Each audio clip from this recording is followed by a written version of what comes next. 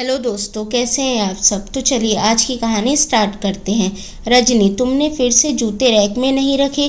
कृष्णा जी की आवाज़ कानों में पड़ते ही रजनी सहम जाती है।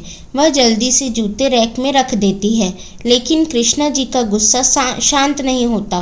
वे उसे और ज़्यादा खरी खोटी सुना देती है। रजनी रोते हुए अपने कमरे में जाती है और गेट बंद कर पलंग पर लेट जाती है। काश मेरी माँ मरी ना होती, काश पापा ने दूसरी शादी ना की होती, काश मैं भी मर जाती। ऐसे ही बातें सोचकर रजनी रो रही थी। कुछ देर तक रोते रोते वह सो गई। 2 घंटे बाद जब उसकी आँख खुली तब उसे बहुत भूख लग रही थी। रजनी की माँ राधिका तो जिद करके भी उसे खाना खिलाती थी, लेकिन कृष्णा जी को उससे कोई मतलब ना था। रजनी जल्दी से किचन में गई। वहाँ जाकर देखा तो खाना नहीं था। फ्रिज में 2 केले पड़े हुए थे। उन्हें ही खा कर वह पानी पीकर अपने कमरे में आ गई। होमवर्क करके ट्यूशन का काम निपटाया। उसके ट्यूशन जाने का टाइम हुआ तो वह कृष्णा जी के कमरे में गई। कृष्णा जी टीवी देख रही थी। मम्मी, गेट बंद कर लीजिए, मैं ट्यूशन जा रही हूँ। रजनी ने डरते डरते कहा। हाँ हाँ, क्यों नहीं, मैं तो तेरी नौकर लग रही हूँ।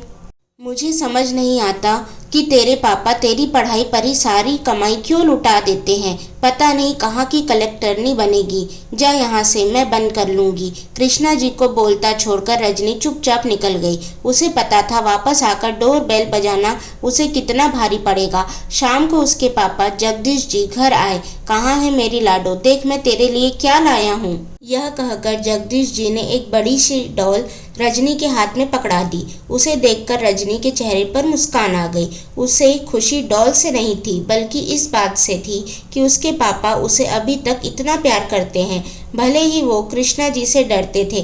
तभी किचन से कृष्णा जी पानी लेकर आई। क्या जरूरत थी इस फिजूल खर्ची की। आपको पता है ना इसकी पढ़ाई पर कितना खर्च हो रहा है। जगदीश जी ने उन्हें समझाते हुए कहा। अरे भाई, कोई बात नहीं, बच्ची है, उसका भी मन करता होगा खेलने का। वह तो बेचारी किसी चीज़ की जिद नहीं करती। आज बाजार में यह डॉल देखी तो मैं अपने आप ले आया। कृष्णा जी चुप रह गई और चाय बनाने किचन में चली गई।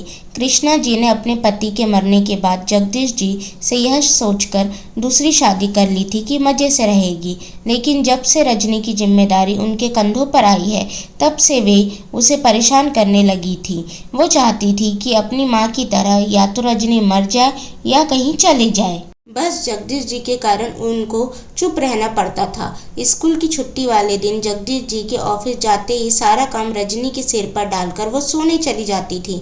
रजनी की उम्र 8 साल थी, लेकिन ऐसा लगता था कि माँ के मरते ही वह अपनी उम्र से काफ़ी बड़ी हो गई है।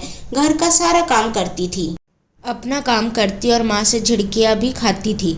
कभी कभी उसकी पिटाई भी होती थी। एक दिन रजनी बर्तन साफ कर रही थी, तभी उसके हाथ से एक कांच का गिलास गिरकर टूट जाता है। यह देखकर कृष्णा जी उसे बहुत मारती है और उसे खाना भी नहीं देती। रात तक रजनी रोती रहती है। वह अपने कमरे में पलंग पर लेटी हुई रो रही थी। तभी उसके पापा जगदीश जी कमरे में आए। कृष्णा जी ने उन्हें पहले ही बता रखा था कि रजनी खाना खाकर सो गई है। जब वे किसी काम से रजनी के कमरे में गए तो देखा वह सुबक सुबक कर रो रही थी।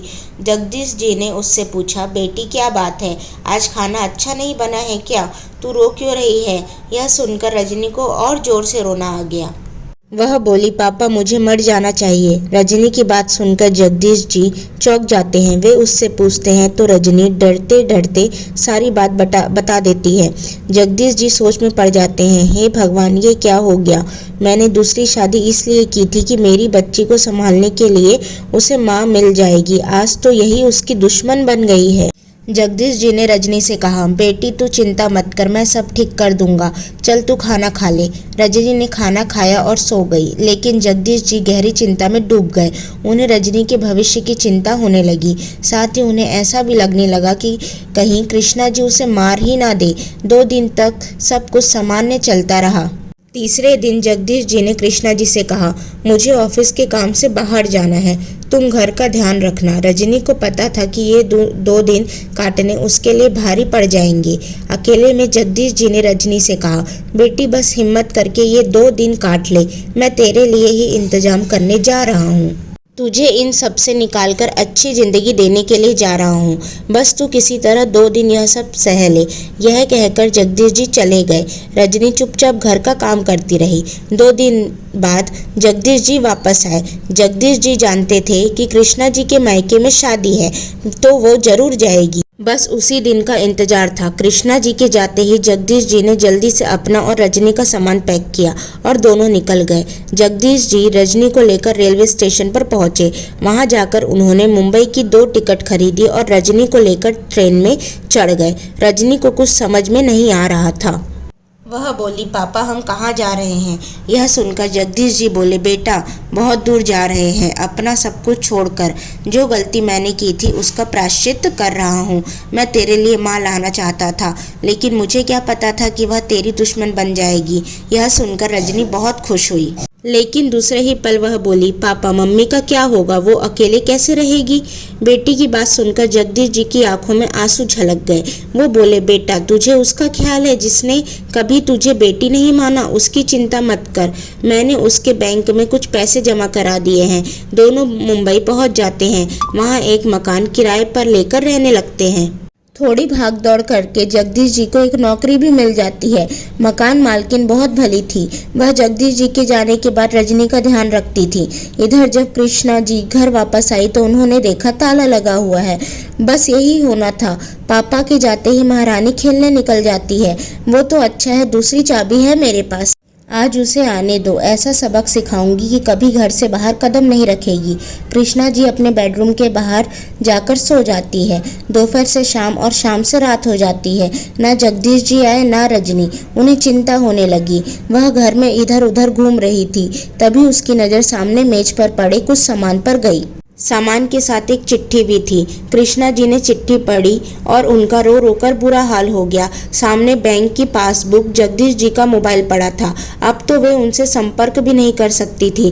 बेटी की खातिर अपना सब कुछ छोड़कर जगदीश जी एक नई दुनिया बसाने चल दिए। सो दोस्तों, अगर आपको यह कहानी पसंद आए तो प्लीज़ इस कहानी को लाइक करें, शेयर करें एंड चैनल को सब्सक्राइब करें। Thank you.